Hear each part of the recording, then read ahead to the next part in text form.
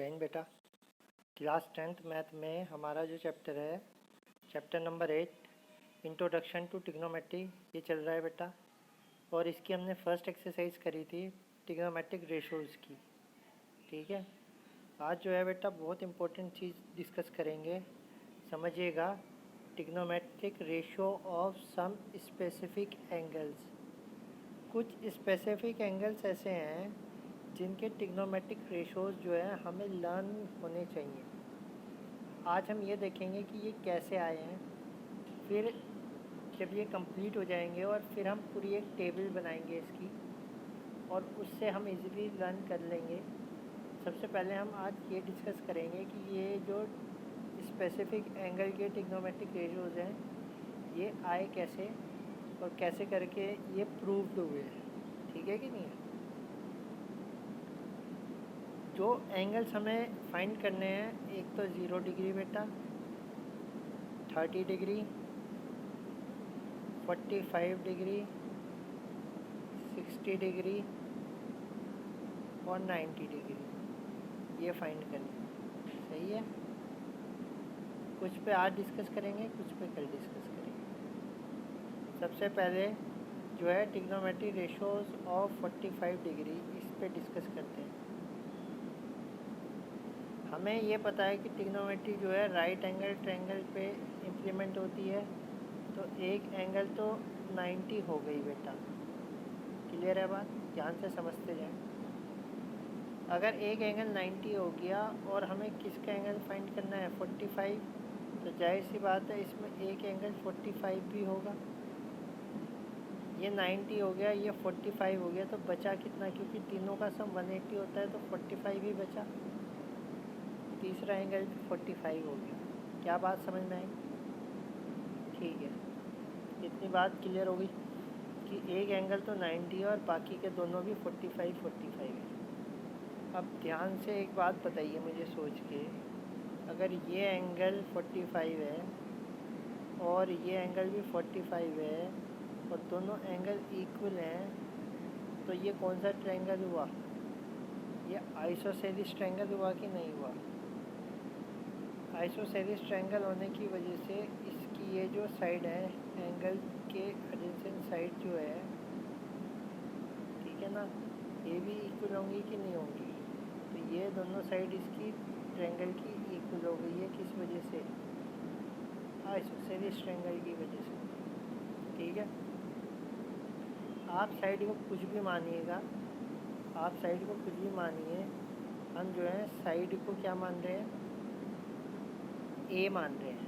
ए side ये है तो ये इक्वल है, तो यहाँ भी क्या होगी? ए होगी कि नहीं होगी? तो ये जो 90 के सामने होता है ये हाइपोटेनियस होता है, तो हाइपोटेनियस वाली साइड हम फाइंड कर लेते हैं किसकी? पाइथागोरस थ्योरम की। ठीक है ना, पाइथागोरस थ्योरम की कंडीशन इम्प्लीमेंट करके हम हाइपोटेनियस फाइंड कर लेते हैं। हाइपोटेनियस का स्क्वायर जो है परपेंडिकुलर का स्क्वायर प्लस बेस का स्क्वायर। परपेंडिकुलर ए है उसका स्क्वायर, बेस ए है उसका स्क्वायर, तो 2a² बन गया। ऐड करके स्क्वायर रूट लीजिएगा तो AC is equal to √2a², यानी √2a² को ए से बाहर, रूट से बाहर कर दीजिए, ए हो गया। तो हाइपोटेनियस आ गई √2a। सही है। अब हमें जो है तीनों साइड पता चल गई। हाइपोटेनियस √2a, परपेंडिकुलर √2a और जो बेस है वो √2a। एंगल ये रहा 45। अब आप आराम से sine theta, cos theta, tan theta, cosec theta, sec theta और कॉट थीटा फाइंड कर सकते हैं। एक एक करके फाइंड कर लेते हैं। परपेंडिकुलर अपॉन हाइपोटेनियस होता है साइन। परपेंडिकुलर कितना है? ए। हाइपोटेनियस कितना है? √2a। ए से ए कैंसिल हुआ, 1/2। cos 45 अगर फाइंड करना है तो बेस अपॉन हाइपोटेनियस होता है, बेस ए है और हाइपोटेनियस √2a है। ए से ए कैंसिल है, 1/2। tan 45 परपेंडिकुलर अपॉन बेस, ए अपॉन ए, 1 हो जाएगा। कोसेक की बात करें तो 1/sin होता है, 1/sin 45, यानी 1/√2। ये √2 ऊपर से जाएगा, √2 आ जाएगा। ऐसे ही sec 45 1/cos45, ये √2 के ऊपर चल जाएगा। और तीसरी लास्ट है cot45, 1/tan45 हो जाएगा, और ये 1 होता है तो 1 हो जाएगा। ठीक है कि नहीं है? ये सारे हमारे 45 डिग्री के एंगल के रेशोज हमें पता चाहिए, साइन और कॉस, टेन, कोसेक, सेक, कोट। ठीक है ना? तो ये हमें याद होनी चाहिए बहुत अच्छी तरह से। इसके बाद जो है trigonometry ratios of 30 and 60 degree का है। इक्विलेटरल ट्रायंगल बनाइएगा, एक इक्विलेटरल ट्रायंगल, सारी साइड इक्वल हो जाएंगी। हमें राइट एंगल ट्रायंगल की ज़रूरत पड़ेगी, तो यहाँ से ए से हम इस पर परपेंडिकुलर ड्रॉ करेंगे। ये इक्वल पार्ट्स में ऐसे डिवाइड कर देगा, तो ए का हाफ a/2 की साइड में ब्रेक हो जाएगा ये। ठीक है ना? और एंगल भी बाइसेक्ट हो जाता है इसका। ये 60 है, ये 90 है, तो ऊपर वाला 30 आ जाएगा कि नहीं आ जाएगा?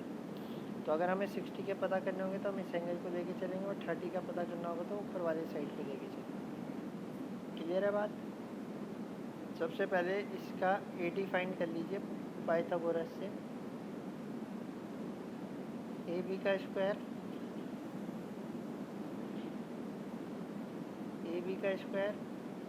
इज इक्वल टू AD का स्क्वायर प्लस BD का स्क्वायर। AD का स्क्वायर जो है AD फाइंड करना ही है। BD कितना है? a/2 है, a/2 का स्क्वायर, AB का स्क्वायर, A का स्क्वायर हो गया। यानी AD का स्क्वायर जो है वो इक्वल हो जाएगा, इसे यहीं रहने से जल जाओ, A² - A² /4 हो जाएगा। एलसीएम ले लो, √3/4 A² हो जाएगा, और स्क्वायर रूट करोगे AD इज इक्वल टू, तो √3/4 का स्क्वायर रूट 2, A का स्क्वायर रूट, A² का स्क्वायर रूट A हो जाएगा, √3/2 A हो जाएगा AD। अब हमें ये पता चल गया। अब हम आराम से साइन थीटा के लिए कोई सी भी वैल्यू फाइंड कर सकते हैं।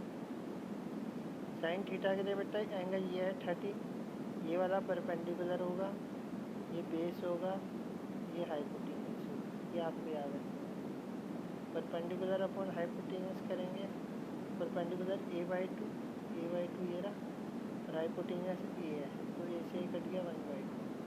cos 30 करेंगे तो बेस अपॉन हाइपोटेन्यूज होगा, √3/2, ए से ए कैंसिल हो गया, √3/2 आ जाएगा। tan 30 की बात करेंगे तो परपेंडिकुलर अपॉन बेस हो जाएगा 1/√3 सेक जो है 1/cos होता है, कोसेक 1/sin होता है, कॉट जो है 1/tan होता है। इन्हीं को रिवर्स करके हम फाइंड कर लेंगे। ठीक है बेटा? तो ये ट्रायंगल आपको ये इम्पोर्टेंट नहीं है कि ये कैसे आ रहे हैं, ये तो मैंने आपको समझाने के लिए बता दिया है। आपके लिए इम्पोर्टेंट टेबल तैयार करना है कि इनके रिज़ल्ट क्या क्या हैं। साइन 30 की वैल्यू क्या होती है, कोस 30 की क्या होती है, टेन की क्या होती है, सेक की क्या होती है, ये आपको याद करना है। ठीक है ना? कैसे बन रहे हैं वो आपको इतना इम्पोर्टेंट है। 60 के लिए ये a/2 है, ये √3/2 है, ये A है। 60 के लिए परपेंडिकुलर अपॉन हाइपोटेन्यूज है √3/2, ए से ए कट जाएगा, √3/2 है। और 60 की value base upon hypotenuse a/2 upon A हो जाएगा, ए से ए कैंसिल 1/2 हो जाएगा। tan 60 की वैल्यू परपेंडिकुलर अपॉन बेस √3 हो जाएगा। ऐसे ही कॉट, सेक और कोसेक इनकी भी फाइंड कर लीजिए रिवर्स करके। ठीक है ना? 3 की याद कर लीजिए, 3 की तो रिवर्स हो जाती है। हमें ये पता होना चाहिए इम्पोर्टेंट बात कि सेक जो है वो 1/cos का रिवर्स है। ये नहीं पता होगा फिर गलत हो जाएगा। कोसेक जो है वो 1/sin का रिवर्स है।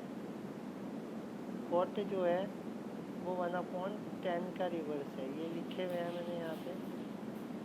ठीक है ना? tan, cos, sin, ये हमें पता होना चाहिए, ये हमारे लिए इम्पोर्टेंट है। ठीक है? तो आप समझे होंगे कि ये कैसे आए हैं, और इन्हें कीजिएगा याद अच्छी तरह से। सारे हमें टिप्स में याद होने चाहिए। ठीक है?